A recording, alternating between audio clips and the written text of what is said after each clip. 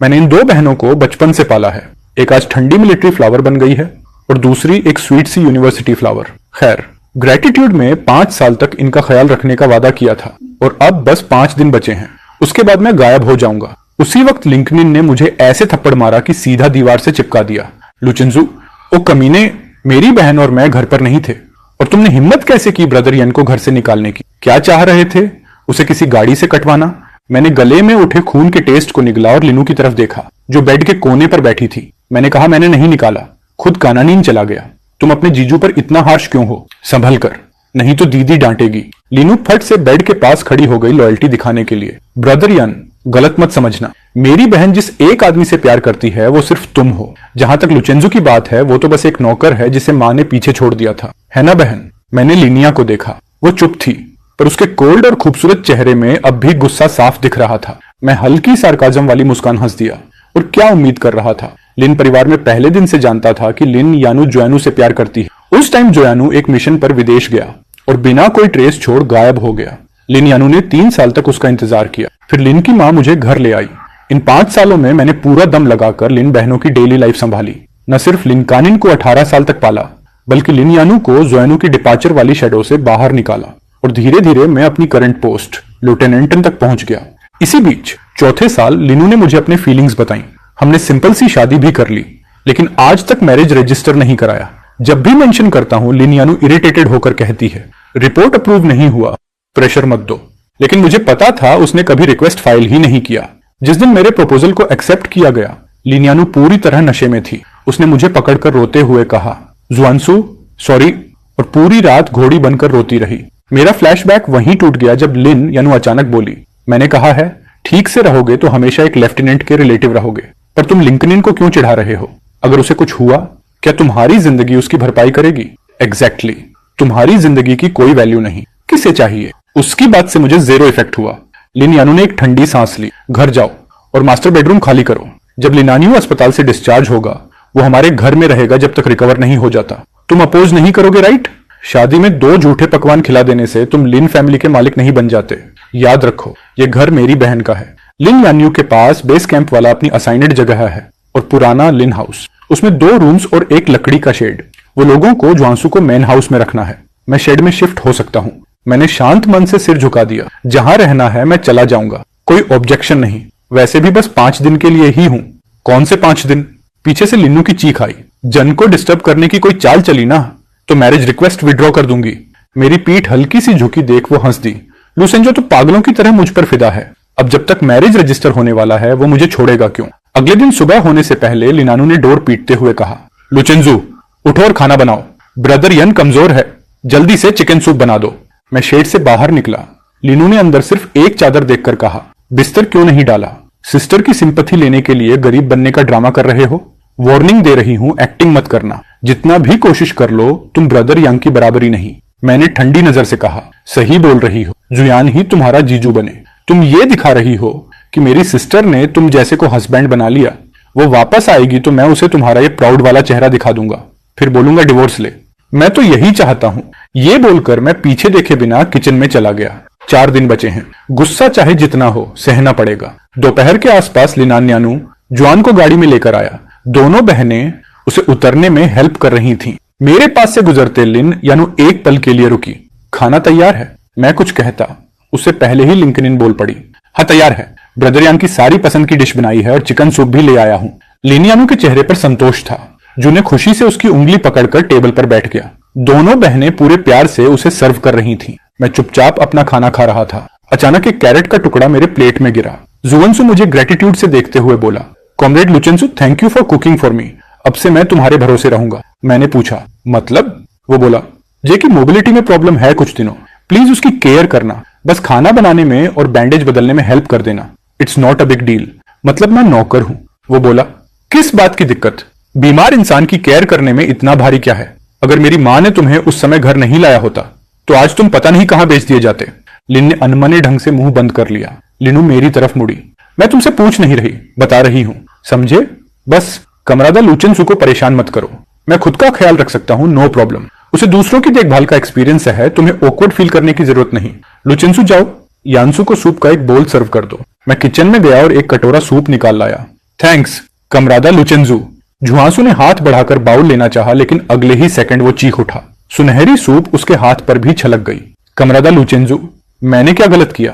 तुमने मुझ पर सूप क्यों फेंक दी? लिनू और लीन तुरंत जुयानू के पास जाकर उसके हाथ की लाल निशानों को सहलाने लगी। कन्यू, बेहतर होगा मैं तुम्हारे घर में न रहूं। अभी तो गर्म सूप था, अगली बार जहर भी हो सकता है। मुझे डर लग रहा है। दोनों बहनों का गुस्सा आसमान छू रहा था। मुझे तो बस हंसी आई। मैं कुछ समझाने नहीं वाला था, क्योंकि समझाऊं भी तो ये मानने वाले नहीं दिल से।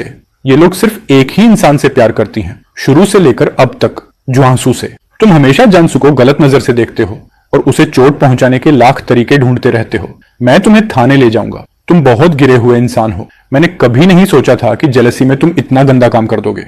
मैं तुमसे सचमुच गलत निकला। मेरी टांगों में तेज दर्द था, फिर भी मैंने जिद से सिर उठाकर उसकी आंखों में देखा। लिंकानिन ने बिना सोचे सीधे मेरे घुटने पर लात मारी। बहुत टफ बन रहे हो। अगर जानसू को कुछ हो गया तो तुम्हें छोड़ा नहीं जाएगा। मेरे घुटने फर्श पर बिखरी टूटी हुई पोर्सलिन के टुकड़ों पर जा गिरे। दरवाजा जोर से बंद हुआ और मेरा शरीर, जो मुश्किल से खड़ा था, जमीन पर ढह गया। तेज डिसइंफेक्टेंट की गंध मेरी नाक में घुस गई। मैंने आंखें खोली। चारों तरफ सफेद। मर तो नहीं गया है कमरादा, ठीक है, बहुत खून बह गया था। 1 घंटे भी लेट आते तो मर जाता। मेरी सोच बिल्कुल सुन्न थी। मुझे यहां कौन लाया? तुम्हारे बहन के अलावा और कौन? दरवाजे से लिनिन की तीखी आवाज आई। मैंने लिन्नू और चेंजुआन को दरवाजे पर खड़े देखा। लिंकनिन तो बहाना बनाकर भाग चुका था। मैंने शक से लिनिन की तरफ देखा। अब क्या करने आई हो लुचेंजू? अपनी गलती मानने से बचने के लिए फेक डेथ तक का नाटक कर रहे हो? मैंने भौहें सिकोड़ ली और उसका हाथ झटक दिया। मुझे नहीं पता तुम क्या बोल रही हो। पता नहीं? पूरी हॉल तुम्हारे खून से भरने वाली थी। जो इतना डर गया कि उसके पैरों में जान ही नहीं रही, और तुम बोलते हो तुम्हें कुछ पता नहीं। वो चुप हो गई। शायद वो पैनिक और डर याद आ गया जब उसने मुझे बेहोश पड़ा देखा था। मैंने आखिरकार समझा, लेकिन चुपचाप अपना हाथ छुड़ा लिया। कल जब तुम्हें डिस्चार्ज मिलेगा, तुम मेरे साथ मिलिट्री क्वार्टर्स में चलोगे। वहां जानसू से दूर रहोगे और तुम्हारे दिमाग में और बेवकूफी नहीं आएगी। जरूरत नहीं, मैं तुम्हें डिस्टर्ब नहीं करना चाहता। जहां तक जो यांगू की बात है, उसे बोल देना 3 दिन और वेट कर ले। मुझे ढूंढने मत आना। तुम्हें कैसे पता 3 दिन में हमारी मैरिज एप्लीकेशन अप्रूव हो जाएगी? अंत में वो मुझे वापस मिलिट्री क्वार्टर्स ले आई। लिनियन और जो की फोटो देखकर मुझे अजीब महसूस हुआ। क्या देख रहे हो? लिन यू पास आई और फोटो देखते ही उसका चेहरा थोड़ा सख्त हुआ। उसने फोटो उठाई और ताला लगाकर दराज में रख दी। मैंने कुछ नहीं कहा। मैं गेस्ट रूम में सोऊंगा। कौन सा गेस्ट रूम? मेरी रूम की बेड इतनी बड़ी है, तुम्हारे लिए काफी नहीं है क्या? जोन्सू वापस आ चुका है। ठीक नहीं लगता। लुचिंजू, थोड़ा सेंसिबल बनो। हर बात में यंसु को घुमाना जरूरी है क्या? ऐसा मत करना कि मुझे तुमसे शादी करने का पछतावा होने लगे। मैं चुप हो गया और सोफे पर बैठ गया। लिन्यू को वो दिन याद आया जब उसने मुझे अस्पताल पहुंचाया था। मेरे घुटनों में धंसे पोर्सलिन के टुकड़े, मेरी कलाई की बहती हुई चोट, वो दर्द जिसे देखकर उसके दिल में चुभन हुई थी। जब मैं लिन परिवार में आया था, तब मैं सिर्फ 16 साल का लड़का था। 5 साल से एक भी शिकायत नहीं की। क्या मैंने उसे इतना इग्नोर कर दिया कि वो जोयानू से इतनी जेलस होने लगा? वो आह भरकर मेरे पास बैठ गई। लुचिंजू, कनामिन और मैं इसलिए यंसु को इतना मान देते हैं क्योंकि कुछ महीने पहले उसने अपनी जान की परवाह किए बिना हमें एक आग से बचाया था। कोई भी इंसान हो, उसका आभारी होना चाहिए। और तुम मेरे फैमिली हो, तुम्हें जानसू से अच्छे से पेश आना चाहिए। मेरी आंखें झटके से फैल गईं। मेरे सामने उस रात की आग की तस्वीर फिर उभर आई। उस रात लिनू ने छुट्टी ली थी और लिंकन इनको होटल ले गई थी जोयानू का स्वागत करने, लेकिन किचन में आग लगी और तीनों अंदर फंस गए। जब मैं पहुंचा, आग आसमान छू रही थी। फायर ब्रिगेड सिर्फ जोयानू को बचा पाई। लिनू और लीन मौत के मुहाने पर वहीं फंसी थीं। मुझे बस इतना याद है, मैंने सिर पर एक बाल्टी बर्फीला पानी डाला और आग में कूद पड़ा। किसी तरह दोनों बेहोश बहनों को बाहर घसीटा। मेरी पीठ जल चुकी थी और स्मोक में सांस टूटती जा रही थी। मैं 3 दिन 3 रात कोमा में पड़ा रहा, लेकिन जब मैं घर लौटा, लिनान्यानु और लिन को याद ही नहीं था कि उन्हें मैंने बचाया था। वो बस जुआनसू की ही तारीफ कर रही थी। और बाद में पता नहीं जोयानू ने कैसे क्या किया, लेकिन अलग अलग पत्रकार बुलाकर अपने हीरोइक रेस्क्यू फीलिंग्स के इंटरव्यू तक दे डाले। ऐसे ही लिनानू और लिंकेनिन को और भी ज्यादा यकीन हो गया कि मैं एक चालाक, धोखेबाज और बेईमान आदमी हूं। तब मुझे समझ आया कि मैं उनके लिए कितना भी कर लूं, वो कभी याद नहीं रखेंगी और न ही मेरे लिए जरा सा भी अपनापन महसूस करेंगी। जब ऐसा ही है तो खुद को बार बार ह्यूमिलिएशन में क्यों डालूं? आखिरकार मैंने उन्हें सिर्फ कॉन्ट्रैक्ट की वजह से बचाया था। ठीक है, वो बोलते हुए मेरी हाथ पकड़कर बोली, लुसेंजो, 2 दिन बाद जब हम मैरिज सर्टिफिकेट ले लेंगे तो चल वेडिंग फोटो भी खिंचवाते हैं।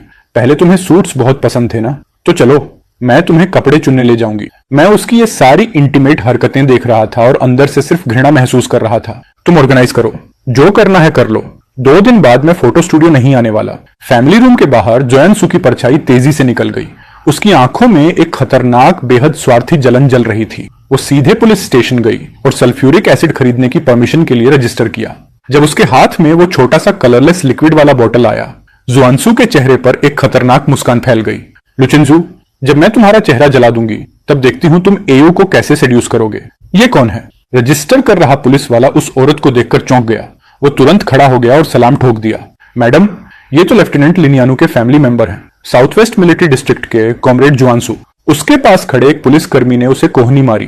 पागल है क्या? लेफ्टिनेंट लिन का फैमिली मेंबर तो कॉमरेड लुचेंजो है। कौन? लुचेंजू। अगर भरोसा नहीं है तो फाइल्स दिखा देता हूं मैमसू।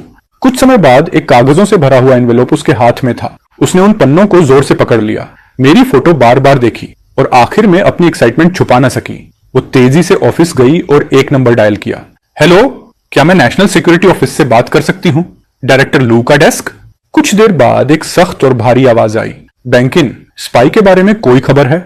सो बैंकिन ने एक्साइटमेंट में कांपती आवाज में कहा, अंकल, इतने सालों बाद हम आखिरकार लुचेंजो को ढूंढ पाए। फोन के दूसरी तरफ का आदमी शॉक्ड भी था और खुश भी। बैंकिन, क्या तुम्हें पूरा यकीन है कि वो मेरा बेटा लुचेंजो ही है? सो बैंकिन ने फाइल की फोटो को घूरते हुए कहा, हाँ, मुझे पूरा यकीन है। उसकी शक्ल मैं जिंदगी में कभी नहीं भूलूंगी। लुकिंसन की आवाज में इमोशन फूट पड़ा। बहुत अच्छा। आसमान कभी मेहनत करने वालों को निराश नहीं करता। उस साल लू परिवार के गांव में 100 साल की सबसे बड़ी बाढ़ आई थी, जिसने मेरी बीवी और मेरे बेटे को बहा दिया था। मैंने 10 साल तक पागलों की तरह तलाश किया और आज आखिरकार नतीजा मिला। अच्छा है, मैं अब भी आ रहा हूं। हम मिलकर लुचेंजो को घर ले जाएंगे। अगले दिन छुट्टी पर आई लीनू मुझे घर ले गई। जैसे ही अंदर गया, पूरा लिविंग रूम गंदगी, सामान और कचरे से भरा पड़ा था। लिनानियानू देर तक सोई रही थी और मुझे देखते ही बदतमीजी से बोली, आखिरकार आ ही गए, जल्दी साफ करो, पूरा घर घिनौना लग रहा है। मैं झाड़ू लेने मुड़ा तो लिनन्नू ने रोक लिया। तुमने ही ये गंद मचाया है, तुम ही साफ करोगे। लिंकनिन अविश्वास से उसे देखने लगी। बहन, लेकिन जब उसे लगा कि वो सच में मजाक नहीं कर रही तो वो बेमन से झाड़ू लेने गई।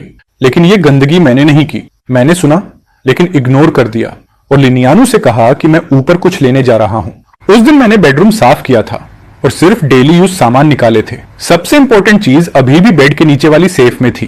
लेकिन जैसे ही मैंने पासवर्ड घुमाया, जेड का वो रिंग गायब था। मेरा दिल धक से रह गया। मैं पागलों की तरह कमरे में खोजने लगा, शायद किसी और जगह रख दिया हो। तभी दरवाजे के बाहर एक आवाज आई, कॉमरेड लुचेंजू, क्या तुम इसे ढूंढ रहे हो? मैं पलटा। जोयांसू दरवाजे के सहारे खड़ी थी, उसकी उंगली पर वही हरे जेड वाला रिंग। मेरा दिल सीधा नीचे गिर गया। जुयानू, वो मेरा है। अच्छा, इस रिंग पर तुम्हारा नाम थोड़ी लिखा है। जो चीज मुझे मिलती है वो मेरी होती है। साबित कैसे करोगे कि ये तुम्हारा है? मेरी आवाज बेचैनी में कांप गई। जाऊ, तुम कुछ भी मांग लो, लेकिन ये रिंग लौटा दो। ठीक है, मुझे यानू चाहिए। ठीक है, मुझे चाहिए कि तुम लिन परिवार के घर से हमेशा के लिए निकल जाओ और कभी भी यानू के सामने मत आना। मैं मान गया। अब रिंग वापस कर दो। ओह, मजाक कर रहा था। लो पकड़ो। मैंने हाथ बढ़ाया ही था कि हरी सी परछाई धड़ाम करके जमीन पर गिरी। रिंग टुकड़ों में टूट चुका था। 1 सेकंड के लिए मेरी आंखें खाली हो गईं और अगले ही पल अंदर का गुस्सा फट गया। मैंने हाथ उठाया और जोरदार थप्पड़ जुयानू को मारा। जो जमीन पर गिर पड़ा, डर से कांपते हुए चिल्लाया, हरामी, मुझे मारने की हिम्मत कैसे हुई? मैंने उसका कॉलर पकड़कर एक और थप्पड़ जड़ दिया। जू के मुंह से खून निकला और वो डर के मारे रोने लगा। लिनियानू भागते हुए आई। यंसु, तुम ठीक हो? यूं तो बस मजाक कर रहे थे कॉमरेड लुचेंजू से। वो खुद रिंग नहीं पकड़ पाया और अब अपनी फ्रस्ट्रेशन मुझ पर निकाल रहा है। अगर मेरा चेहरा खराब हो गया तो मैं कैसे जीऊंगी? लिन गुस्से से मेरे पास आई। उसने मुझे 2 जोरदार लातें मारी और टूटा हुआ रिंग उठाया। इस कचरे की वजह से तुमने यांसू भाई को मारा? तुम एक घटिया आदमी हो। समझ गया। ये रिंग तो जरूर तुम्हारी किसी राखेल ने दिया होगा। लिनू का चेहरा सफेद हो गया। वो रिंग उठाकर मेरे पास आई। किसने दिया ये? अभी बोलो। मैंने सीने पर हाथ रखा। दर्द की तेज चोटें उठ रही थीं। मैंने मुंह में भरा खून निगला और एक ठंडी मुस्कान दी। तुम लोग उसके नाम जानने के लायक नहीं हो। लिन गुस्से से चीखी। घिनौना आदमी। तो असल बात यह है कि अगर तुम्हारे पास मेरी बहन के पीछे कोई दूसरी औरत है तो मैं तुम्हें मार डालूंगी। लिंकनिन के चेहरे पर गुस्सा और हल्का सा दर्द साफ दिख रहा था। मैं तुमसे आखिरी बार पूछ रही हूँ, ये रिंग किसने दी? मैंने आंखें बंद कर ली। मुझे अपनी माँ का वो नर्म हाथ याद आया जो मेरे सिर पर फिरा था। हमारा लुचेंजो आगे चलकर एक अच्छी लड़की से शादी करेगा और हमेशा खुश रहेगा। तभी माँ की रूह को सुकून मिलेगा। एक आंसू मेरी आंख से बह निकला और मैं बोला, मैं ही हूं, कोई भी हो, अब से तुम सिर्फ मेरी रहोगी, लिनियानू। अगले ही सेकंड उसने जेड वाली रिंग विंडो से बाहर फेंक दी। मुझे लगा वो टूट कर बिखर गई है। मैं बहुत मशक्कत से उठा, खिड़की तक भागा और मेरी चीख निकल गई। लिन्यानू और लीन दोनों दंग रह गईं और उनके चेहरे तुरंत काले पड़ गए। लिन्यानू को गहरा पछतावा हुआ।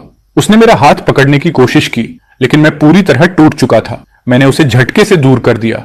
मुझे मत छू लिनू। पहली बार इस तरह ठुकराए जाने पर उसे दिल में चुभन और उदासी महसूस हुई। सॉरी लुचिंजू, मैं बहुत इंपल्सिव थी। मेरी आंखें खाली थीं और मैंने ठंडी आवाज में कहा, एक दिन बचा है। लिनू की आंखें चमक उठी। वो जल्दी से बोली, हाँ हाँ, सिर्फ एक दिन।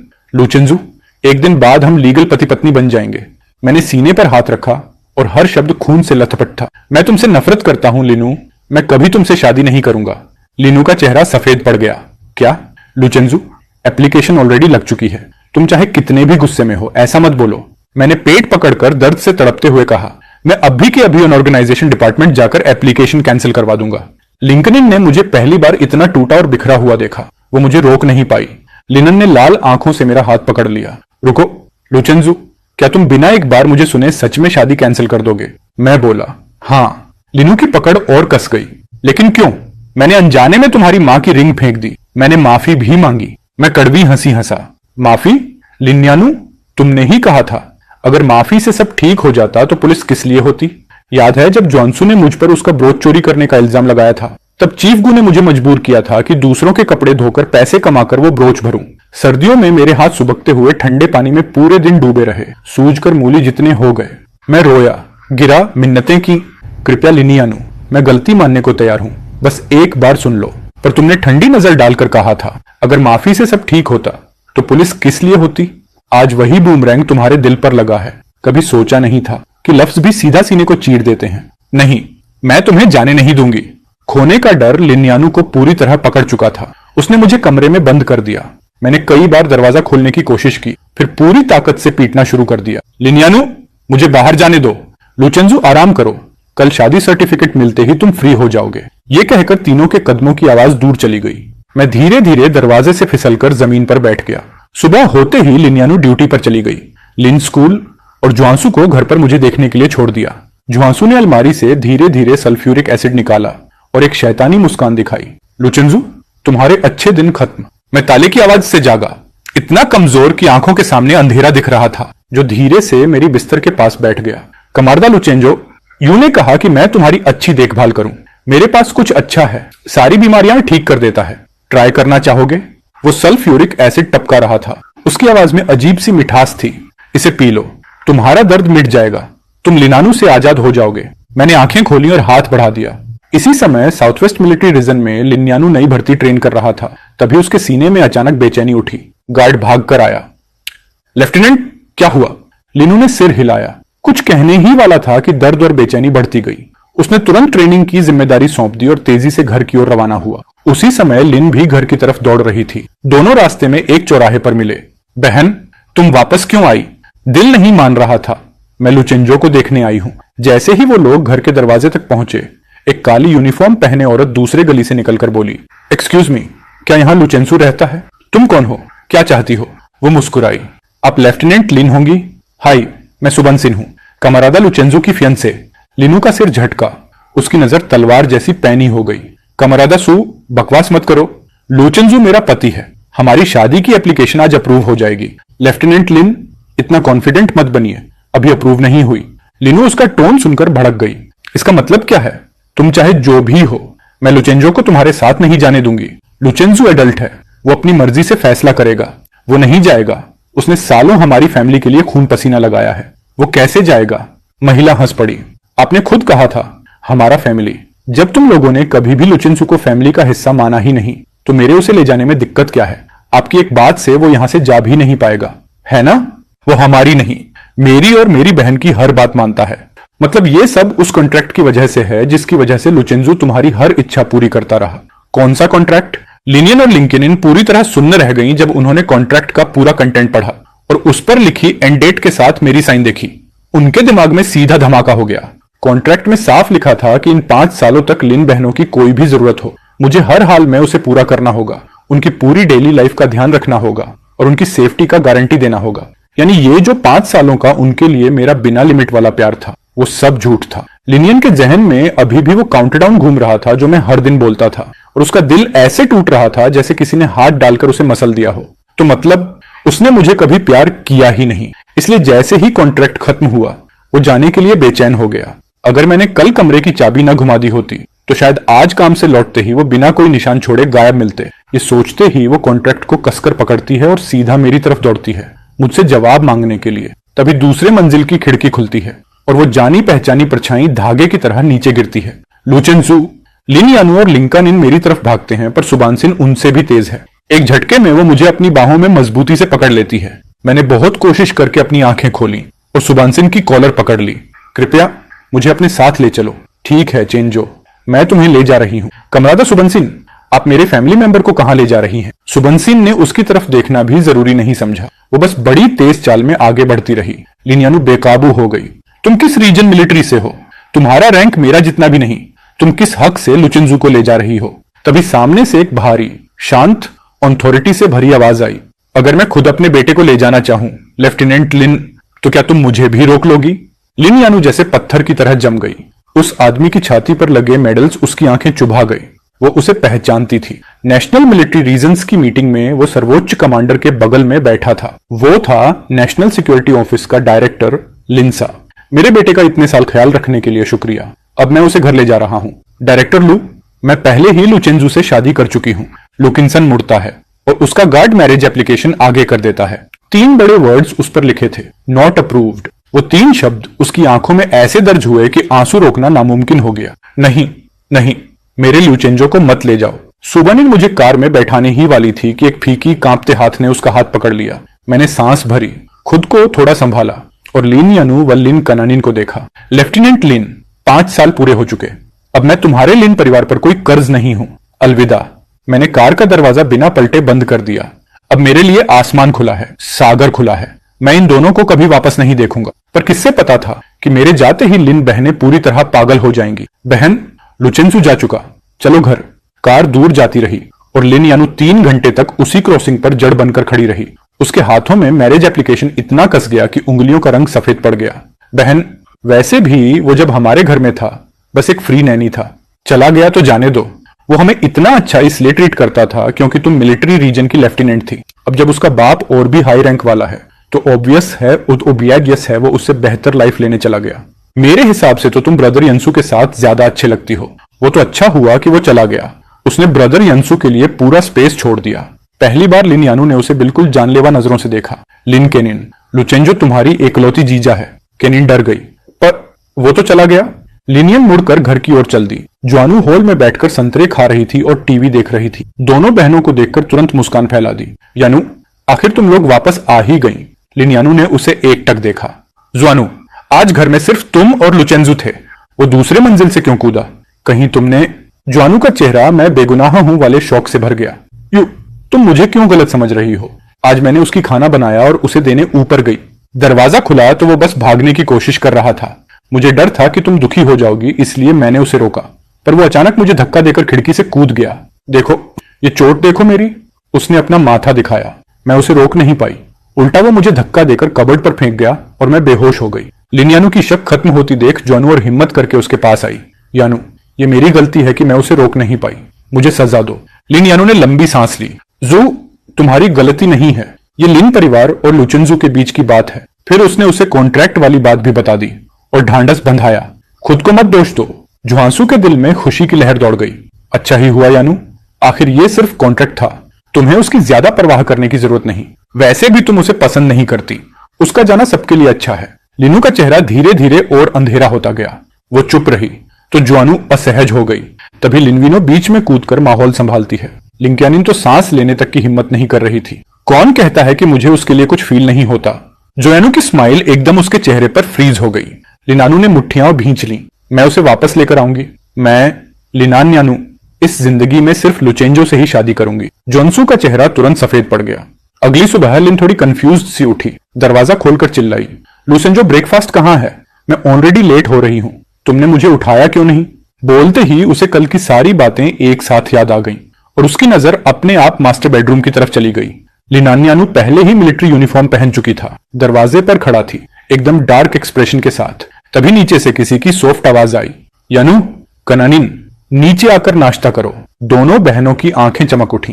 वो भागते हुए उतरी, लेकिन टेबल पर जुआनू को देखकर उनके चेहरों से सारी खुशी गायब हो गई। जुआनसू तो लिटरली दांत पीसने वाली हालत में थी। यनुइन, मैंने तुम्हारे लिए एग पोरिज बनाई है, आओ नाश्ता करो। जुआनू ने बड़े प्यार से सर्व किया। यन्यू, ये मेरी पहली बार की कुकिंग है, जल्दी से टेस्ट करो।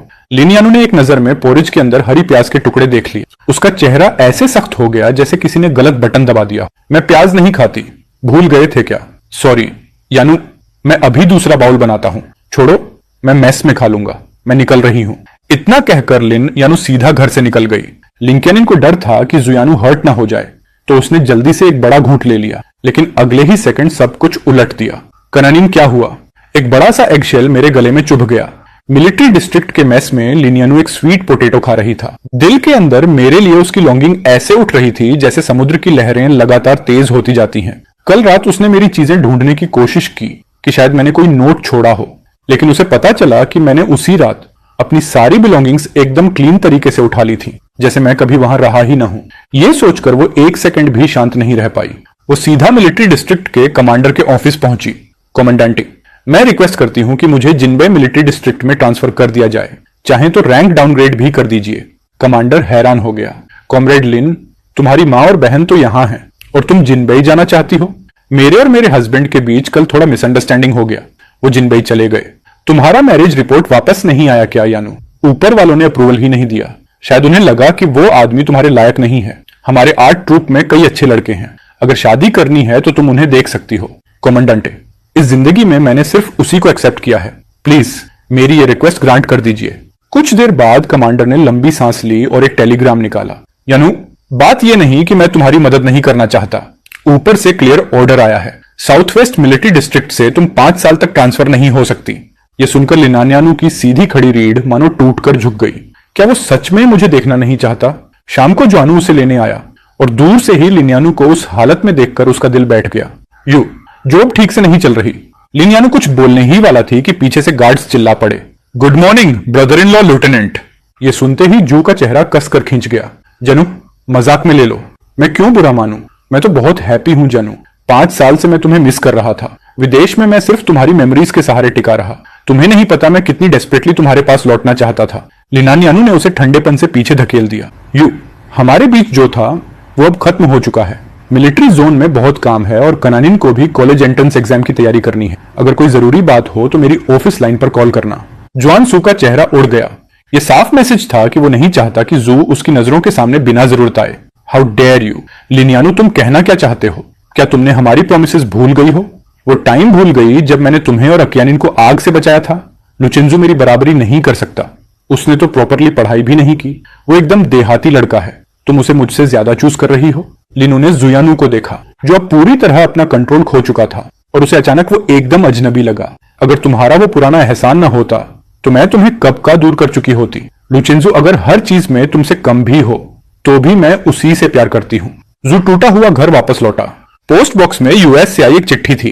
खोलते ही उसकी आंखें फैल गईं और तस्वीरें हाथ से गिर गईं। मेरा बच्चा, मेरे बच्चे को हर्ट मत करो। तस्वीर में एक 3 साल का बच्चा था, पूरा जख्मी, चेहरा सूझा हुआ। जो ने तस्वीर को सीने से लगाया। श्याओमिन, पापा अब भी तुम्हें लेने आ रहा है। कई दिनों तक लिनानू ने जुयानू को देखा ही नहीं। उसने सोचा शायद अब उसकी अक्ल ठिकाने आ गई होगी, इसलिए उसने ध्यान नहीं दिया। उसने प्लान किया कि अगले हफ्ते लीव लेकर मुझे ढूंढने जिनबई जाएगी। टिकट खरीद ली, मेरा फेवरेट गिफ्ट भी ले लिया। मुझे खुश होते इमेजिन करके खुद ही मुस्कुरा रही थी, लेकिन जैसे ही वो दुकान से बाहर निकली उसे साफ साफ लोगों की फुसफुसाहट सुनाई दी।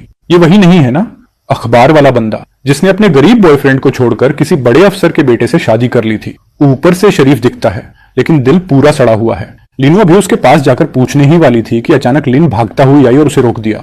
दीदी, बड़ी गड़बड़ हो गई, जल्दी से अखबार देखो। लिनियन ने अखबार लिया और पहले पेज पर साफ साफ हेडलाइन देखी। गरीब बॉयफ्रेंड ने दूसरों को आग से बचाया लेकिन उसे छोड़ दिया गया। हाई ऑफिशियल का बेटा मौके का फायदा उठाकर लड़की को ले गया। आर्टिकल में जो यान और स्वीलिन यानू के नाम तो बदले गए थे, लेकिन लुचेंजो का नाम एक भी अक्षर नहीं बदला गया था। इस छोटे से इलाके में सबको तुरंत समझ आ गया कि ये किस फैमिली के बारे में है। लिनानू का चेहरा पढ़ते पढ़ते और काला पड़ता गया। ये क्या घटिया बकवास है? किसने ये लिखा? सामने आओ। लिंकेनिन इतनी नर्वस थी कि पूरा सिर पसीने में भीग चुका था। दीदी, टाइम नहीं है। कमांडर ने घर पर फोन किया है, तुरंत बुलाया है। कमांडर ने अखबार मेज पर फेंक दिया और गुस्से से दहाड़ा, लिनानू, ये सब क्या है? तुमने पूरे मिलिट्री की इज्जत मिट्टी में मिला दी। ये बात सुनते ही लिनू कांप गई। कोमंडांटे, मैं इसकी जांच करूंगी। जांच? अब जांच से क्या होगा? अभी जरूरी है लोगों की थिंकिंग बदलना। खुद बताओ क्या करने वाली हो? मैं अखबार में पर्सनल स्टेटमेंट देकर सच बताऊंगी। जब तक स्टेटमेंट छपेगा बहुत देर हो चुकी होगी। तभी बाहर से एक बूढ़ी आवाज आई, कोमंडांटे यानू, मेरे पास एक आइडिया है। लिन यानू मुड़ी और जुआनू को देख उसकी आंखें सख्त हो गईं। ये रिस्ट्रिक्टेड मिलिट्री जोन है, तुम अंदर कैसे आए? मैं ही भाई यंसु को लेकर आई। उसने मुझे सब बताया। मैं तुम्हारे लिए बहुत चिंतित हूं। बताओ आइडिया क्या है? तुमसे शादी कर लूं। जैसे ही शादी अनाउंस होगी सबको खुद समझ आ जाएगा सच क्या है। इम्पॉसिबल यानू, मैं बस तुम्हें इस क्राइसिस से निकालना चाहती हूँ। रूमर्स बहुत खराब हो रहे हैं। अगर ऑर्गेनाइजेशन को पता चला तो इलिसिट रिलेशनशिप का आरोप लग जाएगा। लिनियन चुप हो गई। जुआनसू ने मौका देखकर फिर हमला किया। जहां तक लुचेंजू का सवाल है वो अभी जिनबेई में है। उसे वहां कौन पहचानता है? कौन गॉसिप करेगा? अभी अर्जेंट है तुम्हारी रेपुटेशन बचाना। लूनिनबे मेंशन में मैं एक अखबार लेकर अपने पिता के स्टडी में गया, लेकिन देखा कि उनका बैंकिंग भी वहीं था। चेंजू, क्या हुआ? मैंने उसके बैंकिंग को देखा और बोला, कुछ नहीं डैड। मिनिस्टर सु, आप लोग कंटिन्यू करो। ये अखबार वाले मामले की वजह से है क्या? मैंने नजर झुकाकर हाँ कहा। मैंने सोचा था लिन फैमिली छोड़ने के बाद लिन यानू और जू मुझे छोड़ देंगे, लेकिन उम्मीद नहीं थी कि वो इतनी नीच हरकत करेंगे। पिता ने तुरंत समझ लिया। यह मामला मुझे पता है और मैंने ऑलरेडी सॉल्व कर दिया है। अभी रिपोर्ट आया है, सुनना चाहोगे? मैं स्टंट रह गया। सॉल्व्ड? हाँ, जिसने आर्टिकल लिखा था उस रिपोर्टर को ढूंढ लिया। उसने साफ साफ बता दिया कि इसके पीछे कौन था, और साथ ही एक पुरानी बात भी। मैं क्यूरियोसिटी से उसे देखने लगा। उस वक्त लिन बहनों को बचाने के लिए तुम आग में कूद गए थे, लेकिन जुयानू ने तुम्हारा क्रेडिट चुरा लिया। मेरी आंखें शौक से फैल गईं। मतलब ये सब जुयानू का ही प्लान था? इन सालों में तुमने बहुत सहा है। सुबन बहुत धीमी आवाज में बोली, लेकिन उसके वर्ड्स ने मेरी आंखें नम कर दी। मैंने पहली बार ह्यूमिलिएशन झेलकर बोला था, लेकिन किसी ने विश्वास नहीं किया। पिता और उनका बैंकिंग दुखी हो गए। चिंजू, अब से डैड और बैंकिंग तुम्हारे साथ हैं। अब तुम्हें कोई भी अन्याय नहीं झेलने देंगे। जहां तक जुआनसू की बात है, मैंने लोगों को उसे अरेस्ट करने भेज दिया है। पुलिस को आदेश मिला और तुरंत एक्शन हुआ। साउथ वेस्ट मिलिट्री डिस्ट्रिक्ट में 2 पेट्रोल कार्स घुस गईं। कमांडर के ऑफिस में जुआनसू अभी भी लिन कांसू के जवाब का इंतजार कर रहा था। जैसे ही लिन कांसू ने सिर हिलाया, दरवाजे पर धीरे से नॉक हुआ। पुलिस अंदर आई और सीधे जुयानू के सामने खड़ी हो गई।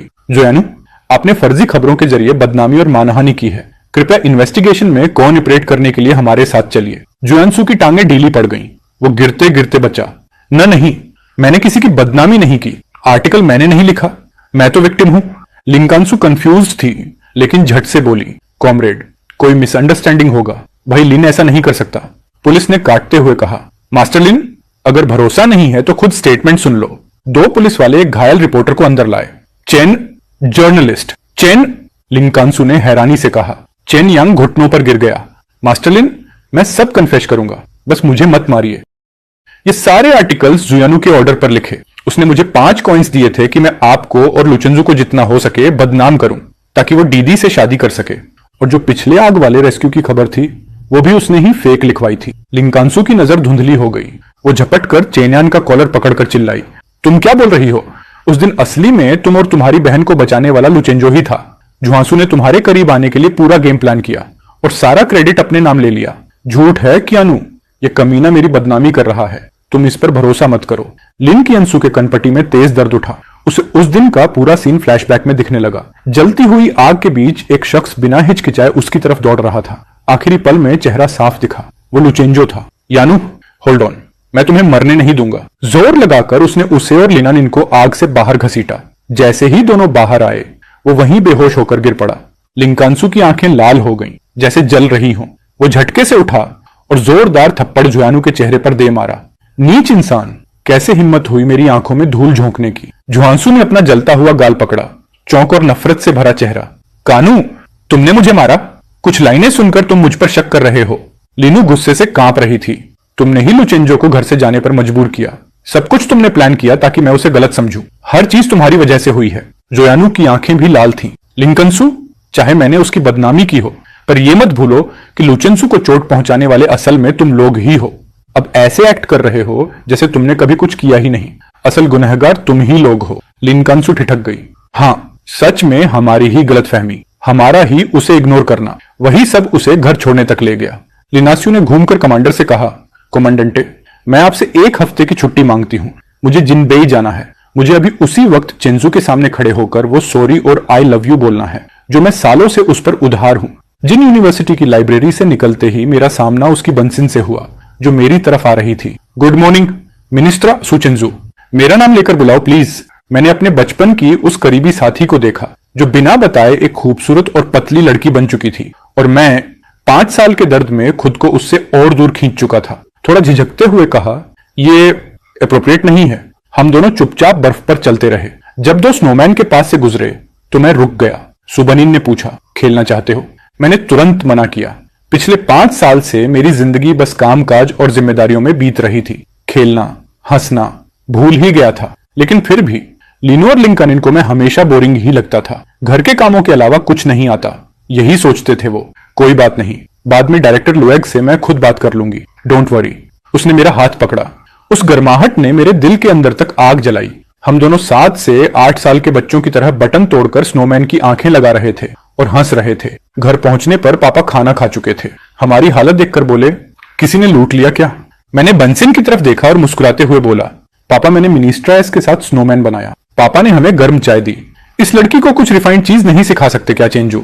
और तुम पिछले साल स्नोबॉल फाइट में कमर तुड़वा ली थी बंसिन। बैंसन ने टॉपिक बदल दिया। कल मेरे साथ मूवी चलोगे? मेरी आंखें चमक उठी। ओके चलूंगा। वो खाने के बाद घर गई। मैं उसे दरवाजे तक छोड़ने गया। गुड बाय बंसिन, see you tomorrow. Sweet dreams चेंजू।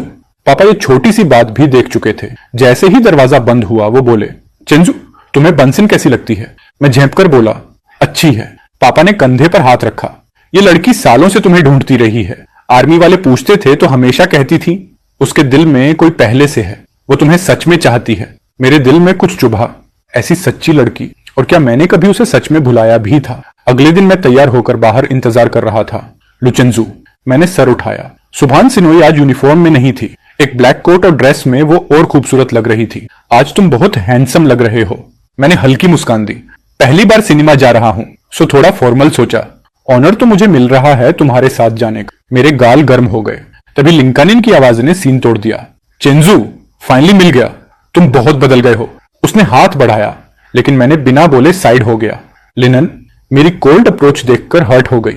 चेंजू मैं तुम्हें घर ले जाने आई हूं। सुभान सिनोई ने आगे बढ़कर कहा, लिनन क्या पागलपन है ये? यही असली घर है चेंजो का।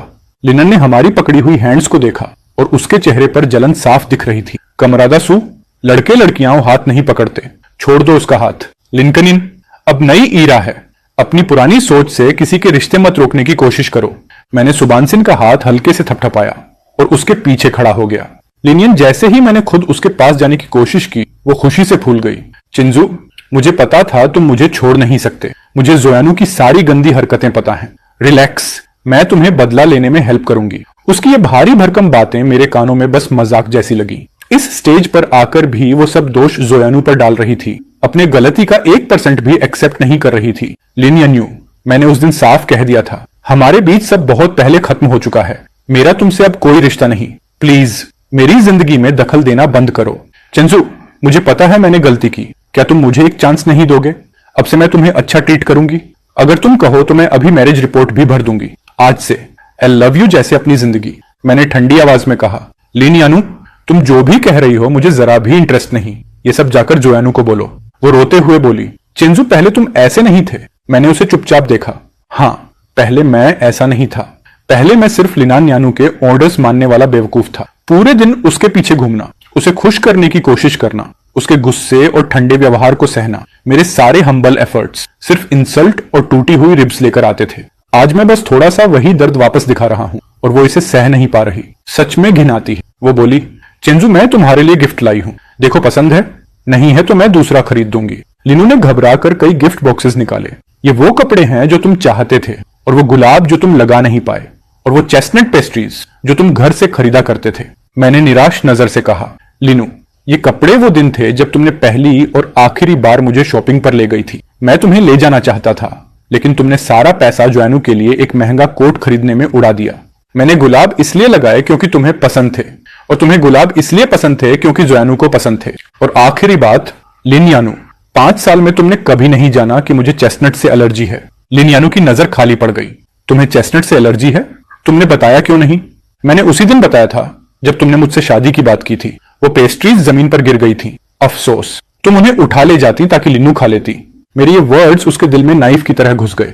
चिंजू चेस्टनट से एलर्जिक है, फिर भी वो चेस्टनट पेस्ट्रीज खरीदता था क्योंकि लिनान्यू को पसंद थी। सॉरी, मैं कुछ नहीं बोला। सुबान का हाथ छोड़ा और वहां से निकलकर सिनेमा पहुंच गया।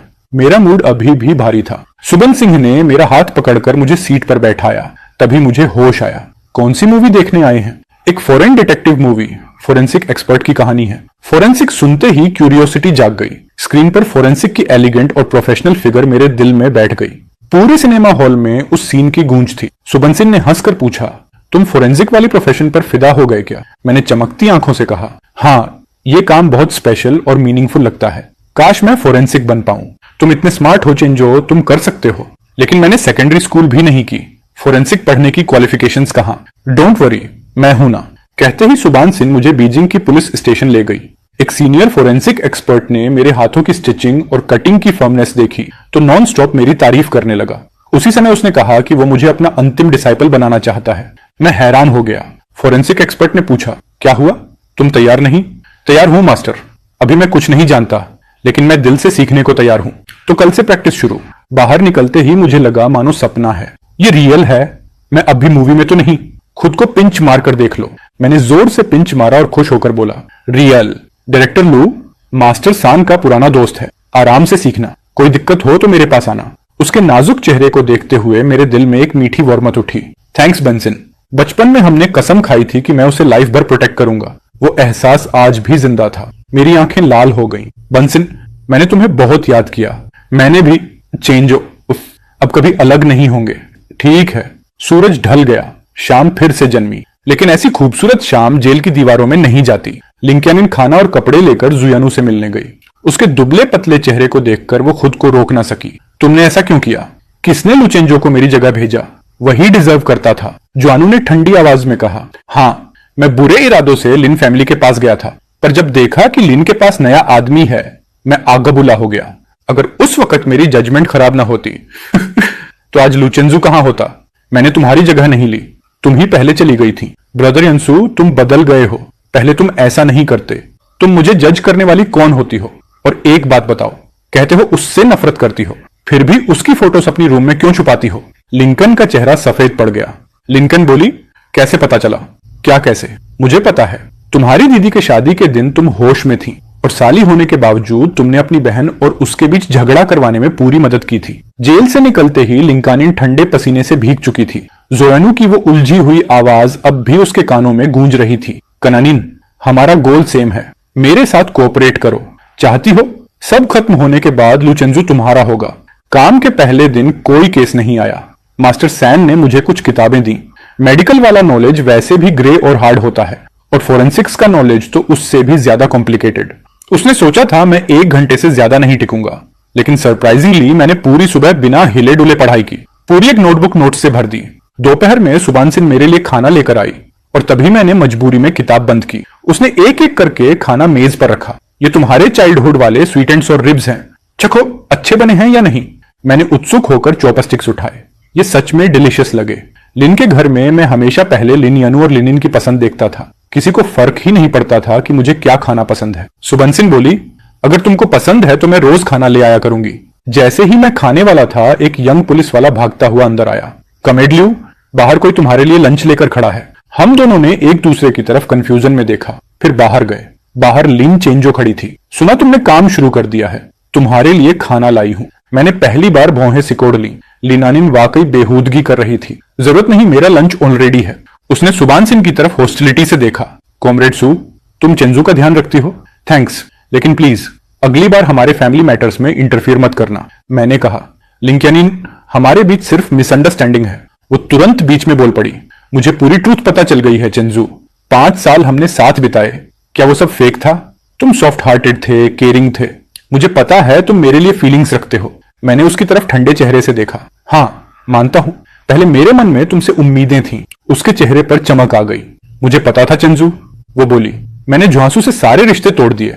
वो अब कभी तुम्हारी जिंदगी में नहीं आएगा। बस तुम मेरे साथ वापस चलो, मैं तुम्हें एक ग्रैंड वेडिंग दूंगी। मैंने कामली कहा, तुम गलत समझी, मैंने तुम्हें कभी प्यार नहीं किया। वो शौक में ठहर गई। मैं आगे बोला, हर बार तुमने जोयानू को चुना। मेरी सारी होप्स उसी समय मर गई। उसकी आंखें दर्द से भर गईं। चेंजू, ऐसी बातें मत कहो, मुझे तुम पसंद हो। केनिन भी अपनी गलती मान चुकी है। हम सब तुम्हें बहुत मिस करते हैं। मैंने धीरे से कहा, तुम लोग मुझे मिस नहीं करते। तुम मेरी सेवा, मेरी सबमिशननेस और मेरे ब्लाइंड लॉयल्टी को मिस करते हो। तुम लोगों को मैं नहीं, एक ओबीडियंट सर्वेंट चाहिए, एक गार्ड डॉग। ये बातें सुनकर लिंकियानिन के दिल में ठंडी हवा की तरह चोट लगी। ऐसा नहीं है, उसने कमजोर होकर कहा। मैंने कहा, मैं ताई लिन का उसकी मदद के लिए शुक्रगुजार हूं, लेकिन अब वो फेवर चुक चुका है। अब मेरी अपनी लाइफ है और मेरे अपने ड्रीम्स। वो बोली, मैं तुम्हारे ड्रीम्स रोक नहीं रही। रिकॉन्साइल होने के बाद तुम अपना सपना भी जी सकते हो। फैमिली और ड्रीम्स साथ चल सकते हैं। मैंने उसके करीब आने से पहले ही कदम पीछे कर लिए। तुम्हारी लिन फैमिली मेरे लिए एक प्रिजन है। मैं 5 साल सह चुका हूं, अब इसे यहीं खत्म करते हैं। प्लीज मुझे मजबूर मत करो कि मैं तुमसे नफरत करूं। वो टूटे हुए दिल के साथ घूमकर चली गई।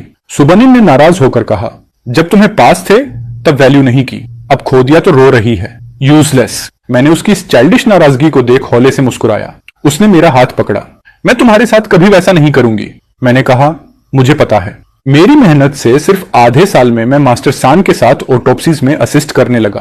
कभी कभी क्राइम सीन्स पर भी उनके साथ जाता।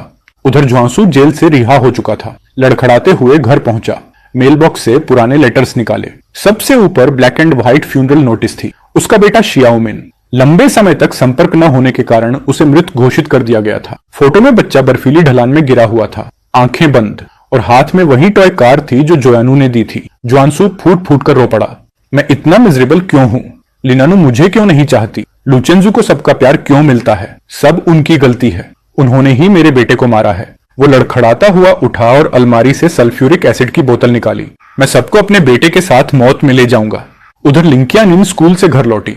दरवाजा खोला तो बाहर से अल्कोहल की तीखी बदबू आ रही थी। जिनबे शहर से लौटने के बाद से लीनू मेंटली टूट चुकी थी। घर का पूरा हाल बिखरा था। वो सहन नहीं कर पाई और सीधे बेडरूम में घुसी। दीदी, आखिर कब तक ऐसे रहोगी? लीनू ने शराब से भरी आंखें उठाई। उसने मुझे कभी प्यार ही नहीं किया। वो इतना क्रूल कैसे हो सकता है? ऐसे चला गया। लिंकनिन एक पल के लिए स्टंड रह गई। फिर जब उसे समझ आया कि लीनू मेरे बारे में बड़बड़ा रही थी, उसके चेहरे पर एक छोटी सी खुशी चमक उठी। अगर चेंजोंग ने कभी मेरी दीदी को प्यार ही नहीं किया तो इसका मतलब क्या मुझे अभी भी एक चांस मिल सकता है? लिंकनिन ने लीनू को संभाल कर सुलाया और जैसे ही वो लंच लाने निकलने लगी, गेट वाला गार्ड भागता हुआ आया। कननिन, सब लेफ्टिनेंट कहाँ हैं? मुझे उन्हें एक गुड न्यूज देनी है। कौन सी गुड न्यूज? जिनवी शहर से भेजे गए 2 सपोर्ट फोरेंसिक्स यहाँ पहुंच गए हैं। उनमें से एक है कॉमरेड लुचेंजू। ये सुनते ही लिंकनिन का दिल एकदम उलट गया। बिना एक सेकंड गंवाए वो भाग पड़ी। मैं और बूढ़े सैन केस समझते ही तुरंत काम पर लग गए। 5 घंटे बाद मैंने रिपोर्ट पुलिस न्यायिक टीम को दी और बूढ़े सैन को लेकर डॉर्म की तरफ लौटने लगा। लेकिन जैसे ही हम थाना गेट से बाहर निकले, ब्रदर चेंजू, मैंने ऊपर देखा तो लिंकनिन गुलाबों का एक बड़ा बुकेट पकड़े खड़ी थी। तुम यहाँ क्या कर रही हो? सुना कि तुम वापस आए हो, स्पेशली लेने आई हूँ।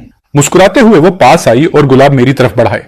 मैंने एक कदम पीछे हटकर कहा, थैंक्स, जेस्चर अप्रिशिएट करता हूं, लेकिन ये तुम रखो। प्लीज साइड दो, मुझे प्रोफेसर को डॉम तक छोड़ना है। उसके चेहरे पर हल्का सा हर्ट एक्सप्रेशन आ गया। ब्रदर चिंजू, मैं दोपहर भर तुम्हारा इंतजार करती रही। इतना कहकर उसने बूढ़े सैन की तरफ देखा। बूढ़े सान समझ गए।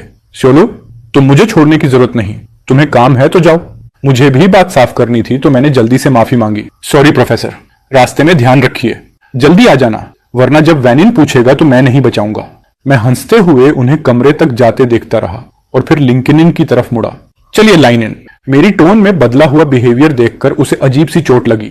तुम मुझे वैसे स्माइल क्यों नहीं करते? मैंने हैरान होकर कहा, मैं किसे स्माइल करता हूं? ये मेरा मामला है। प्रॉब्लम है तो ज्वांसू के पास जाओ। अब ज्वांसू का नाम दोनों बहनों के दिल में कांटे जैसा घुस चुका था। सुनकर ही दर्द होता था। ठीक है, नाराज मत हो। हम रेस्टोरेंट पहुंचे। खाना आते आते ही वह खुद को रोक नहीं पाई। वो कितना सफरिंग कर रही है, रिग्रेट कर रही है, अपोलोजाइज करना चाहती है, कॉम्पेंसेट करना चाहती है। मुझे हंसी आ गई। और तुम चाहती हो मैं फिर लिन फैमिली में जाऊं, तुम्हारी बहन से शादी करूं, फिर से तुम्हारे घर का सर्वेंट बन जाऊं? लिंकनिन मेरी हाथों को देखती रही, फिर डरते डरते मेरे हाथ पकड़ लिए। चिंजू, मुझे पता है तुम्हें मेरी बहन पसंद नहीं, तुम मुझसे शादी कर लो। मैं अच्छी यूनिवर्सिटी जाऊंगी, तुम्हें अच्छी लाइफ दूंगी। मैंने झटके से अपना हाथ छुड़ा लिया। लिंकनिन, दिमाग खराब हो गया है क्या? मैं पागल नहीं हूं। लुचिंजू, तुमने मुझे इतने साल केयर किया, तुम ऑलरेडी मेरे दिल में हो। मेरे पूरे शरीर में ठंड सी दौड़ गई। एक बात बोल रहा हूं, इन थॉट्स को कंट्रोल में रखो, ट्रबल मत करो, और अगर तुमने लिमिट क्रॉस की तो मैं तुम्हारी बहन को सब बता दूंगा। मैं उठकर जाने लगा, तभी उसने पीछे से पकड़ लिया। चिंजू, आई रियली लव यू। लेकिन इससे पहले कि मैं कुछ करूं, किसी ने मुझे जबरदस्ती उससे अलग कर दिया। लिनू। उसका चेहरा पलक झपकते ही ठंडा पड़ गया। लिन यानू, मैं कुछ नहीं कर रही थी। उसके बोल खत्म होने से पहले ही थप्पड़। वह फर्श पर गिर गई। शर्म छोड़ दी है क्या? डिसेंसी भूल गई। चेंजू तेरा जीजाजी है, लेकिन आपकी शादी लीगल थोड़ी हुई है, और अगर चेंजू को आप पसंद नहीं तो मैं उसे क्यों नहीं चाह सकती? लिनू का गुस्सा फटने ही वाला था कि मैं चीख पड़ा। बस! लिंकन मुझे दुख भरी आंखों से देख रही थी। लिनू जिद से भरी। चेंजू, मैं जानती थी तुम मुझे लेकर, मुझे इरिटेशन महसूस हो रही है। बस, मैंने ठंडी आवाज में कहा। लिनू, लिनिन, तुम लोग क्या समझती हो खुद को? अगर पुरानी देन चुकानी ना होती तो मैं तुम लोगों की शक्ल भी ना देखता। 5 साल मेरी लाइफ खराब कर दिए, अब क्यों बाकी जिंदगी भी बर्बाद करूं? लव की बात करती हो? ये लव है या इंफीरियरिटी का रिजेंटमेंट?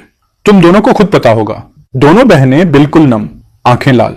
चंजू प्लीज, हमने गलती की, हम जेन्युइनली तुम्हारे लिए। मैंने सीधा काट दिया। नॉट नीडेड, मुझे तुम दोनों में से कोई नहीं चाहिए, मैंने गहरी सांस लेकर कहा। और हां, मेरी गर्लफ्रेंड है। दोनों चौंक गईं। हाँ, वो सुइन है। बचपन से जानते हैं एक दूसरे को। फैमिलीज ने चाइल्डहुड मैरिज तक फिक्स किया था। एक्सीडेंट ना हुआ होता तो आज तक बच्चे भी होते। मैं इसे बोलकर सीधा निकल गया, लेकिन एक कोने में छिपा जुआंसू सब कुछ देख रहा था। हर एक शब्द, हर एक एक्सप्रेशन। उसकी नजर आखिर में मेरी ओर जाकर अटक गई। अगर लुचेंजो जिंदगी से गायब हो जाए, लेकिन ओल्ड सैन और मेरी मदद से क्रिमिनल जल्दी पकड़ा गया। चीफ ने शुक्र में प्राइवेट हॉल बुक करवाया। Drinking, celebration. मैं थोड़ा बाहर फ्रेश एयर लेने निकला तो फिर वही लिनू और लिंकेन सामने। अगर और पीछा किया तो पुलिस बुला दूंगा। हम तुम्हें परेशान नहीं कर रहे, बस दूर से तुम्हें देखने और प्रोटेक्ट करने आए हैं। मेरे लिए उनकी मौजूदगी ही सबसे बड़ा खतरा है। इस जिंदगी में जितने भी जख्म मुझे मिले हैं वो सब तुम लोगों की वजह से मिले हैं। तुम दोनों को एक ही समय पर याद आ गया कि तुमने मेरे साथ क्या किया था। मैं पीछे मुड़कर जाने ही वाला था कि अचानक तेज बेतरतीब फुटस्टेप्स मेरी तरफ भागते हुए सुनाई दी। जुयानु, जिसका चेहरा पूरी तरह पागल की तरह बिगड़ चुका था, कुछ पकड़े हुए सीधे मेरी तरफ झपटा। उसी समय लिनान्यनु और लिन कनानिन भी एक साथ मुझ पर टूट पड़े। चिंजू सावधान, सब मरो, किसी ने चिल्लाया। एक बोतल में भरा कोई अजीब सा लिक्विड मेरे ऊपर फेंका जाने वाला था, लेकिन अगले ही सेकंड आसमान में एक घन शॉट गूंजा। जुयानु की कलाई पर एक खून बिखेरता हुआ छेद उभर आया। वो दर्द से चीख उठा। बोतल में से कुछ लिक्विड उसी पर गिर गया। तेज जलन ने उसे जमीन पर तड़पने पर मजबूर कर दिया। डैड, जानू बचाओ मुझे, वो चिल्लाया। पुराना सैन और पुलिस स्टेशन के बाकी लोग भागते हुए आए। ये सल्फ्यूरिक एसिड है, इसे तुरंत अस्पताल ले जाओ वरना मर जाएगा। मैं डर के मारे जम गया था। तब तक सुइन दौड़ती हुई आई और मेरे गले लगकर मुझे संभाला। सोबन सिन, वो मुझे मारने वाली था। चिंजू, जब मैं हूं कोई तुम्हें चोट नहीं पहुंचा सकता। सुबन सिंह जैसे ही वहां पहुंची, लिनू और लिन ने एक दूसरे की तरफ देखा। उनकी आंखों में कड़वाहट और निराशा साफ थी। लिनानू ने लिनानिन का हाथ पकड़ा और कहा, चलो। लेकिन लिंकियनिन फिर भी अपने बंसिन को रिजेंटमेंट भरी नजरों से देखती रही। जॉन्सू को इमरजेंसी इलाज के चलते बचा तो लिया गया, मगर सल्फ्यूरिक एसिड के कारण उसका चेहरा पूरी तरह बिगड़ गया। वो अपनी शक्ल बर्दाश्त नहीं कर पा रहा था और हर दिन हॉस्पिटल रूम में पागलों की तरह चिल्लाता रहता। ये मेरी गलती नहीं है। आसमान मेरे साथ इतना इंजस्टिस क्यों करता है? मेरा बच्चा इतना छोटा था और वो उसके हाथों मारा गया। मैं दुनिया को अपने बच्चे के साथ दफन कर दूंगा। हम हॉस्पिटल रूम के बाहर खड़े उसकी बकवास सुन रहे थे। हमें कुछ समझ नहीं आ रहा था। उसका बच्चा कब? 5 साल अमेरिका में रहा, क्या वहीं शादी करके बच्चा कर लिया? मेरे पिता ने सुबानसिन का रात में भेजा टेलीग्राम खोला। उसमें ज्वांसू की सारी हरकतें और उसकी यूएस वाली पूरी लाइफ डिटेल में लिखी थी। आधे साल अमेरिका रहने के बाद ही वो एक अमेरिकन फीमेल सोल्जर पर फिदा हो गया। उसे शादी की और बच्चा भी हो गया। पर जैसे ही दोनों देशों में टेंशन बढ़ी, उसकी अमेरिकन बीवी ने उसे नफरत करनी शुरू कर दी। चिल्लाना, मारना पीटना, सब कुछ। जब वो एस्केप की कोई उम्मीद नहीं देख पा रहा था, तभी यूएस इंटेलिजेंस एजेंसी ने उसे कांटेक्ट किया। उसे अपने देश वापस जाकर मिलिट्री इन्फो चोरी करने को कहा।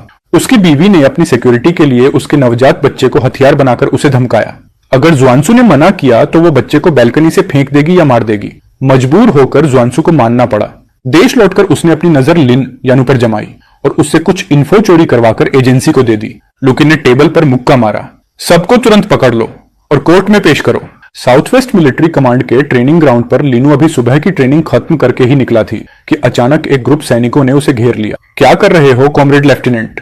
लिनू पर एस्पिनाज, जासूसी केस में इन्वॉल्वमेंट का शक है। नेशनल सिक्योरिटी एजेंसी डिटेल्ड जांच करेगी, कोऑपरेट करें। कॉमरेड सू, मैंने देश के साथ कभी गद्दारी नहीं की, ये सब झूठ है। पीछे से कमांडर की आवाज आई। झूठ है या नहीं, एजेंसी की जांच में साफ हो जाएगा। लिनानू ने अर्जेंटली कहा, कमांडेंट, आप मेरा कैरेक्टर जानते हैं, मैं ऐसा कुछ नहीं कर सकती, कमांडर ने ठंडे सुर में कहा। मैंने तुम्हें पहले ही कहा था कि अपनी पर्सनल रिलेशन संभालो, लेकिन तुमने कभी नहीं सुना। ये सब तुम्हारे ही एक्शंस का नतीजा है। मिलिट्री कॉन्शियंस बची है तो इन्वेस्टिगेशन में साथ दो। लिनानो शॉक्ड खड़ा रह गई। 2 सिपाही उसे पकड़कर नेशनल सिक्योरिटी एजेंसी के व्हीकल में बिठा ले गए। जब मुझे ये बात पता चली, मैं बहुत देर तक चुप रहा। क्या ताई लिन को पता है? डायरेक्टर लिन बाहर मिशन पर है, 1 महीना बाद लौटेगा। जब लिन यानू को पता चला कि जू एक स्पाई था, उसका पूरा अंदरूनी संसार खाली हो गया। 2 दिन तक कुछ खाया पिया नहीं। जब मैं खाना लेकर पहुंचा तो उसकी आंखों में गहरी टूटी हुई रोशनी थी। चिंजू, तुम कैसे आए? मैंने खाना रख दिया, उसके सारे फेवरेट डिशेस। लिन यानू की आंखें भर आईं। मैंने उसे कहा, तुम मेन कल्प्रिट नहीं हो, इंटेंशनल इन्फो लीक नहीं किया तुमने। कंट्री फेयर जजमेंट देगी, लेकिन एक बार कोई फॉरेन स्पाई से जुड़ जाए, लाइफ खराब हो जाती है। उसने टूटी आवाज में कहा, मेरी लाइफ खत्म हो गई। मैंने उसे जेंटली कहा, लिन यानू, अगर आर्मी में नहीं रह सकती तो दुनिया खत्म नहीं हो जाती और रास्ते मिलेंगे। बस मौत ही एक ऐसी चीज है जहां कोई रास्ता नहीं बचता। उसकी आंखों में आंसू आए और उसने जोर जोर से खाना खाने लगी।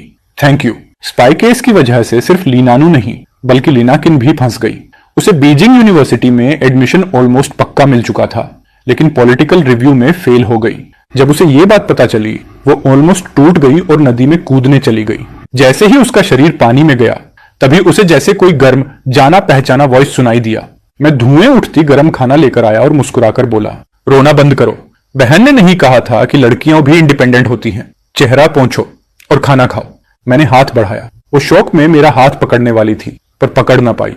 होश आया तो घर अंधेरा, ठंडा, बिना खाना, और मैं भी नहीं था।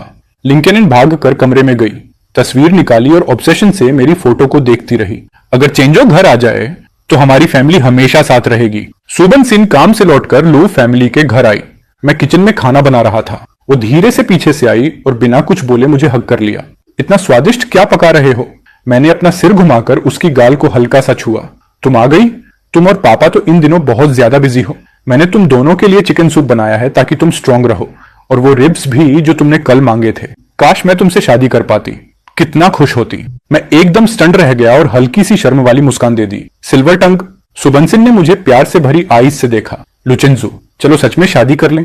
1 हफ्ते बाद पूरी नेशनल सिक्योरिटी एजेंसी में यह बात फैल गई कि सुबानसिन और मैं, हम दोनों लवर्स, मेरे पिता की जल्दबाजी की वजह से अपना टारगेट पूरा कर चुके हैं। ऑर्गेनाइजेशन ने हमारी मैरिज रिक्वेस्ट तुरंत अप्रूव कर दी। मैंने जेब से एक छोटी सी क्लासी बॉक्स निकाली और एक घुटने पर बैठ गया। सुबनसिन, मूवीज में कहते हैं कि अगर किसी को अपनी ड्रीम गर्ल से शादी करनी हो तो उसे प्रॉपर प्रपोज करना चाहिए। मैंने बॉक्स खोला। अंदर एक रिंग थी जो ब्राइट ग्लो कर रही थी। सुबनसिन, मैं पूरी जिंदगी तुमसे प्यार करना चाहता हूं और तुम्हारे साथ बूढ़ा होना चाहता हूं। Will you marry me? सुबनसिन की आईज में आंसू भर आए और रोते रोते बोली, हाँ मैं चाहती हूं। मैंने रिंग उसके फिंगर में पहनाई। पगल, रो क्यों रही हो? खुश होना चाहिए। सुबनसिन ने आंसुओं के बीच मुस्कुराया। हमारी शादी अगले महीने की शुरुआत में फिक्स हो गई। सुबनिन ने अपने सारे सेविंग्स निकालकर होटल बुक किया और वेडिंग ड्रेस खरीदा। लू परिवार के घर गिफ्ट की एंडलेस डोली आती रही। शादी से 1 दिन पहले सुबानसिन मुझे लेकर उस सिमेट्री गई जहां उसकी मां दफन थी। मेरे पेरेंट्स और उसके भी पेरेंट्स वहीं ट्रांसफर किए गए थे। हम दोनों बुजुर्गों को गुड न्यूज देने स्पेशली पहुंचे। मैंने वेडिंग वाइन जमीन पर डाला। मां, अच्छा हुआ तुमने फ्यूचर सोचकर मुझे इतनी वंडरफुल डॉटर इन लॉ दिलवाई।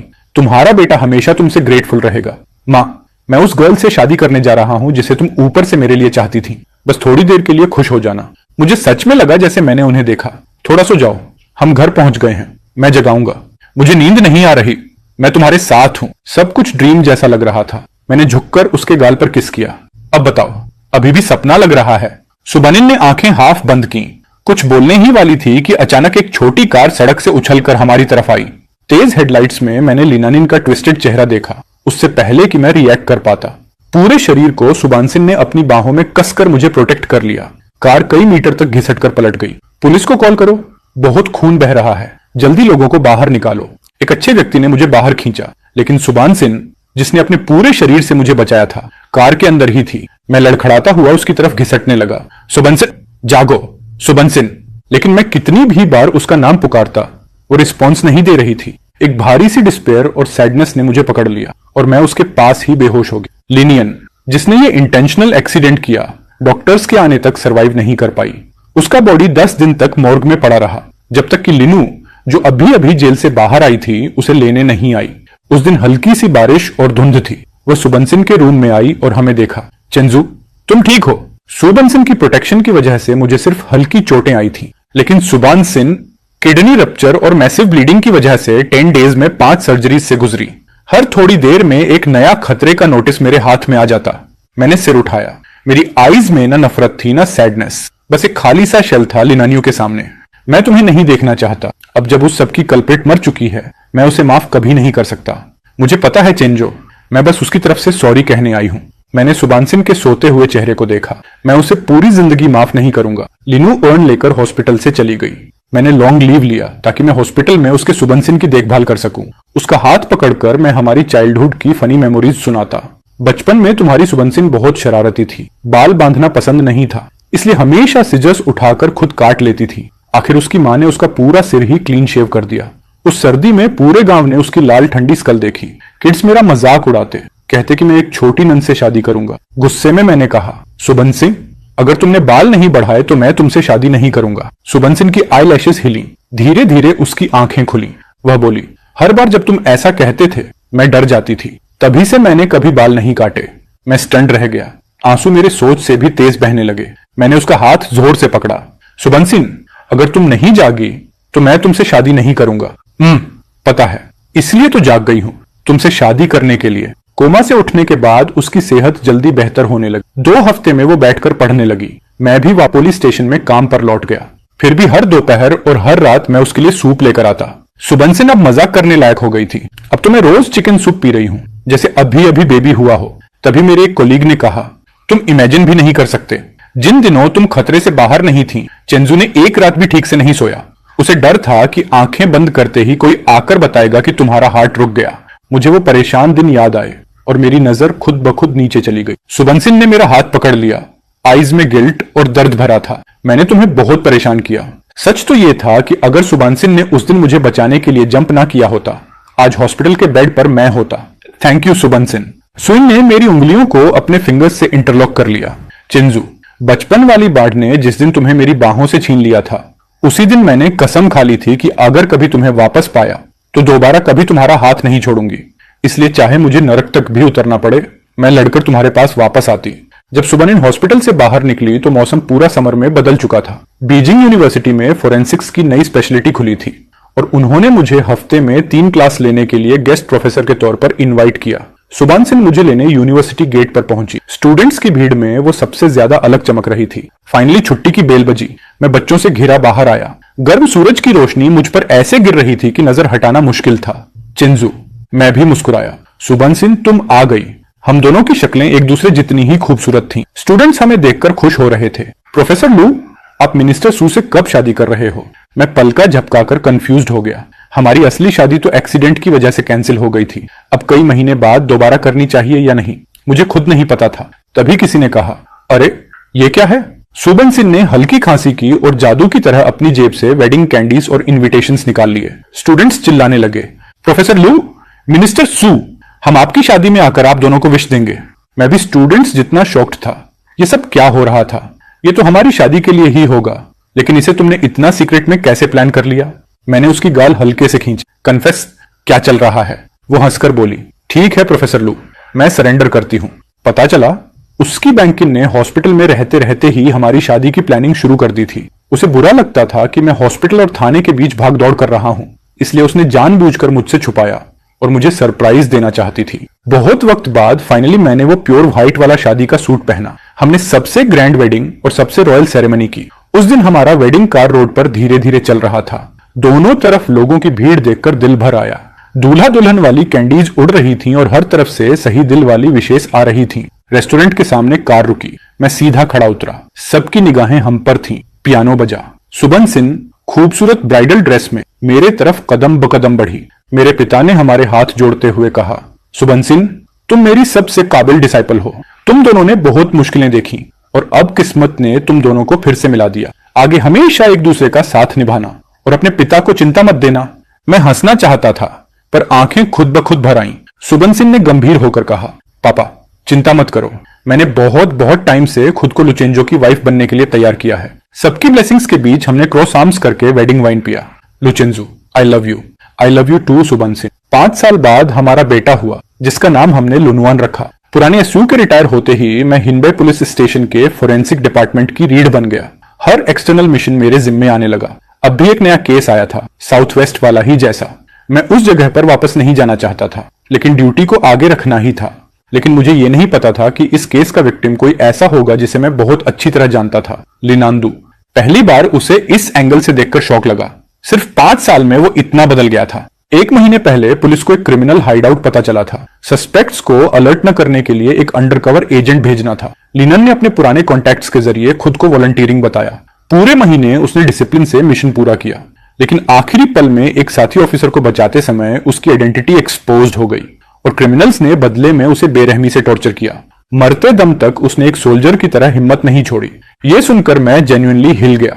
जितनी भी नफरतें और गिले शिकवे थे, लिनानू एक सच्ची सैनिक थी, ये बात माननी ही पड़ी। मैंने पीछे हटकर उसके लिए हल्का सा झुककर सल्यूट जैसा किया और ऑटोप्सी शुरू की। मेरी सावधानी और प्रोफेशनलिज्म से मुझे एक बड़ी की क्लू मिली, जिससे फरार क्रिमिनल्स को पकड़ने में पुलिस को बड़ी मदद मिली। काम खत्म होने के बाद न जाने कैसे मैं लिन के घर के सामने खड़ा था।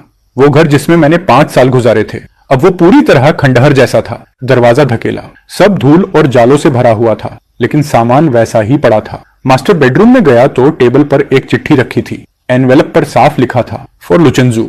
मैंने कांपते हाथों से खोला। कुछ ही लाइनें थीं जिन पर 3-4 बार करेक्शंस किए गए थे। लुचेंजू, हमेशा खुश रहना। अंदर एक हरा जेड का रिंग भी था।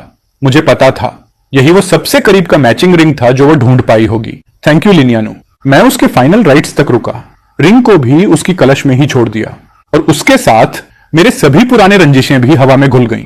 जब जिनबे लौटा और स्टेशन से बाहर आया, एक छोटा सा गोलू सा बच्चा गोली की तरह मेरी बाहों में कूद गया। पापा, I missed you so much. मैंने उसे कसकर पकड़ा। सुबंसिन भी पीछे पीछे आई और मेरा हाथ थाम लिया। चेंजू, सुना है लीनू के बारे में? मैंने हल्की मुस्कुराहट दी। रिलैक्स, मैं ठीक हूं। उसने मेरी काल्म एक्सप्रेशन देखकर मुस्कुराया और हमें घर ले गई। एक और स्प्रिंग्स आ गई, एक हाथ में सुबंसिन और दूसरे में लुनवान को पकड़कर। मुझे लगा जैसे वक्त धीरे चल रहा हो और जिंदगी आखिरकार सुकून में हो। गाइस, आज से मेरे टेलीग्राम चैनल पर ऐसी मनहुआ एनिमे स्टोरीज डाल रहा हूं जो यूट्यूब पर कभी नहीं आ सकती। प्लॉट्स इतने डार्क और ट्विस्टेड हैं कि यूट्यूब खुद ही वीडियो हटवा देता है। अगर तुम रियल मैनहुआ लवर्स हो तो बस एक बार अंदर आकर देख लो। अभी ज्वाइन करो, लिंक डिस्क्रिप्शन में है और कमेंट में पिन है। क्लिक करके ज्वाइन करो।